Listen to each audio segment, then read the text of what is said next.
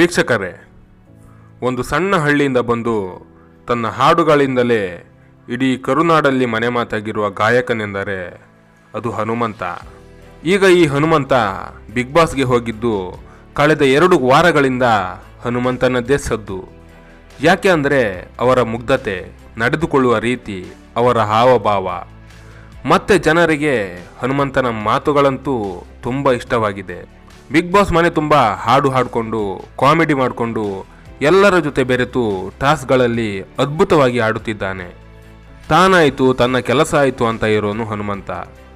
Lawyer Jagadish ಹೋದ ಮೇಲಂತೂ big ಬಾಸ್ನಲ್ಲಿ ಹನುಮನದ್ದೇ ಆರ್ಭಟ. ಹಾಗಾದರೆ ಈ ಹನುಮಂತ ಯಾರು? ಜನ ಯಾಕೆ ಹನುಮಂತನ ಇಷ್ಟಪಡ್ತಾರೆ ಅಂತ ನೋಡೋದಾದರೆ, ಜಿ ಕನ್ನಡದಲ್ಲಿ ನಡೆಯುತ್ತಿದ್ದಂತಹ ಸರಿಗಮಪ ರಿಯಾಲಿಟಿ ಶೋ ಸೀಸನ್ 15ರಲ್ಲಿ ಹನುಮಂತ ಕೂಡ ಸಿಂಗರ್ ಆಗಿದ್ದರು. ಈ ಹನುಮಂತ ಯಾರಂದರೆ ಇವರು ಉತ್ತರ ಕರ್ನಾಟಕ ಮೂಲದವರು. ಇವರು ತಮ್ಮದೇ ಆದಂತಹ ಉತ್ತರ ಕರ್ನಾಟಕದ ಶೈಲಿಯ ಹಾಡುಗಳನ್ನು ಹಾಡ್ತಾ ಇದ್ರು. ಕುರಿ ಕಾಯೋ ಸಮಯದಲ್ಲಿ ಹಾಡನ್ನು ಹಾಡ್ತಿದ್ರು. ಇದು ಸೋಷಿಯಲ್ ಮೀಡಿಯಾದಲ್ಲಿ ತುಂಬ ವೈರಲ್ ಆಗ್ತಾ ಇತ್ತು. ಅವರ ಧ್ವನಿಯೇ ಹಾಗಿತ್ತು. ಯಾವುದೇ ರೀತಿಯ ಹಿನ್ನೆಲೆ ಇಲ್ಲದೆ ಬಂದು ಹಾಡನ್ನು ಹಾಡ್ತಾ ಇದ್ದುದರಿಂದ ಇದೆಲ್ಲ ಜನರಿಗೆ ತುಂಬ ಇಷ್ಟವಾಗಿತ್ತು. ಯಾವುದೋ ಒಂದು ಹಾಡನ್ನು ಯಾರೋ ಒಬ್ಬರು ರೆಕಾರ್ಡ್ ಮಾಡಿ ಸೋಷಿಯಲ್ ಮೀಡಿಯಾಗೆ ಹಾಕ್ತಾರೆ. ಮುಂದೆ ಆ ಹಾಡು ಸಿಕ್ಕಾಪಟ್ಟೆ ವೈರಲ್ ಆಗುತ್ತೆ. ಬರೀ ಕುರಿ ಕಾಯುತ್ತಿದ್ದಂತಹ ವ್ಯಕ್ತಿ ಇಷ್ಟು ಚೆನ್ನಾಗಿ ಹಾಡಲು ಸಾಧ್ಯನಾ? ಅದು ಸರಿಗಮಪ ಸೀಸನ್ 15ರವರೆಗೂ ತಲುಪುತ್ತೆ. ಸೀಸನ್ 15ಕ್ಕೆ ಬರ್ತಾರೆ. ಆಮೇಲಿಂದ ಹನುಮಂತನಿಗೆ ಬಹಳ ಪ್ರಶಂಸೆ ಸಿಗುತ್ತೆ ಎಲ್ಲ ಕಡೆಗಳಿಂದ. ಅದು ಎಷ್ಟರ ಮಟ್ಟಿಗೆ ಅಂದರೆ ಅವರು ಯಾವುದೇ ಒಂದು ವಿಡಿಯೋ ಹಾಕಿದರೂ ಕೂಡ ಮಿಲಿಯನ್ ಗಟ್ಟಲೆ ಓಡೋಕ್ಕೆ ಶುರು ಆಗುತ್ತೆ. ಆ ಶೋನು ಕೂಡ TRPಯಲ್ಲಿ ತುಂಬ ಹಿಟ್ಟಾಗುತ್ತೆ. ಈ ಸಮಯದಲ್ಲಿ ಬೆಂಗಳೂರಲ್ಲಿ ಒಂದು ಮನೆಯನ್ನು ಕೂಡ ಕೊಡಲಾಗಿದೆ ಅಂತ ಹೇಳಲಾಗುತ್ತೆ. ಈ ಶೋ ಮುಗಿದ ಮೇಲೆ ಹನುಮಂತ ಅವರ ಬಗ್ಗೆ ಎಲ್ಲ ಕಡೆ ನೆಗೆಟಿವ್ ಆಗಿ ಸುದ್ದಿ ಹರಿದಾಡುತ್ತೆ. ಸೋಷಿಯಲ್ ಮೀಡಿಯಾದಿಂದ ನಿಧಾನವಾಗಿ ಮರೆಯಾದರು.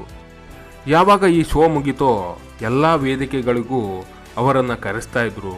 ಸಿನಿಮಾದಲ್ಲೂ ಕೂಡ ಆಪರ್ಚುನಿಟಿ ಸಿಗ್ತಾ ಇತ್ತು. ಆಮೇಲೆ ಇದೆಲ್ಲದರಿಂದ ಸ್ವಲ್ಪ ದೂರ ಆದರು. ತಮ್ಮ ಊರಿಗೆ ವಾಪಸ್ ಹೋದರು. ಸ್ವಲ್ಪ ದಿನ ಆದಮೇಲೆ ಹನುಮಂತ ಒಂದು ಬೇಕರಿಗೆ ಹೋಗ್ತಾರೆ. ಕೋಟಿ ಕೋಟಿ ದುಡ್ದಿದ್ರಂತೆ. ಎಲ್ಲಿ ನಿಮ್ಮ ಹಣ ಅಂತ ಒಬ್ಬರು ಕೇಳ್ತಾರೆ. ಅದಾದಮೇಲೆ ಹನುಮಂತ, ಎಲ್ಲಣ್ಣ ಕೋಟಿ ಕೋಟಿ ನಮಗೆಲ್ಲ ಬರುತ್ತಾ ಅಂತ ಮಾತಾಡ್ತಾರೆ. ಇದು ಸಿಕ್ಕಾಪಟ್ಟೆ ಕಾಂಟ್ರವರ್ಸಿ ಆಗುತ್ತೆ. ಕರ್ನಾಟಕದ ತುಂಬೆಲ್ಲ ವೈರಲ್ ಆಗುತ್ತೆ.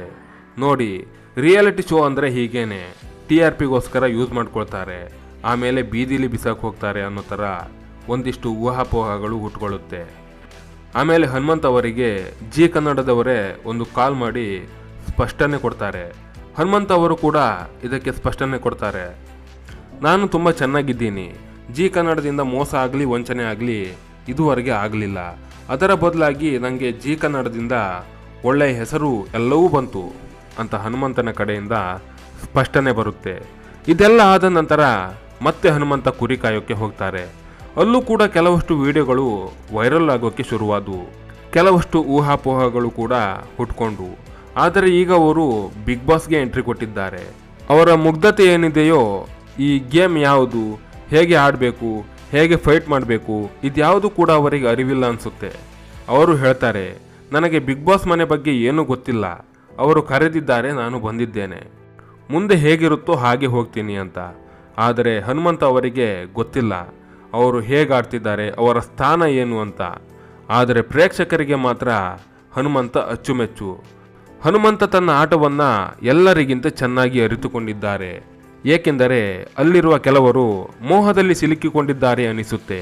ಹೀಗೆ ಇದ್ದರೆ ಈ ಸಲ ಹನುಮಂತ ಬಿಗ್ ಬಾಸ್ ಗೆಲ್ಲೋದರಲ್ಲಿ ಡೌಟೇ ಇಲ್ಲ. ಹನುಮಂತ ಕಾಮಿಡಿಗೂ ಸೈ, ಸಿಂಗಿಂಗೂ ಸೈ ಎನ್ನುತ್ತಿದ್ದಾರೆ ಜನ. ವೀಕ್ಷಕರೇ, ಸಾಧನೆ ಮಾಡೋಕ್ಕೆ ಬರೀ ಕಷ್ಟಪಡುವುದು ಒಂದೇ ಮುಖ್ಯವಾಗಲ್ಲ. ಜೊತೆಗೆ ನಮ್ಮಲ್ಲಿ ಏನಾದರೂ ಒಂದು ಟ್ಯಾಲೆಂಟ್ ಇರಬೇಕು ಅನ್ನೋದಕ್ಕೆ ಕುರಿಗಾಹಿ ಹನುಮಂತನಿಗಿಂತ ಸಾಕ್ಷಿ ಬೇಕಾ? ನೀವೇನಂತೀರಾ? ಕಾಮೆಂಟ್ ಮಾಡಿ ತಿಳಿಸಿ. ವಿಡಿಯೋ ಇಷ್ಟವಾದರೆ ಲೈಕ್ ಮಾಡಿ, ಶೇರ್ ಮಾಡಿ ಆ್ಯಂಡ್ ಸಬ್ಸ್ಕ್ರೈಬ್ ಮಾಡಿ. ಧನ್ಯವಾದಗಳು.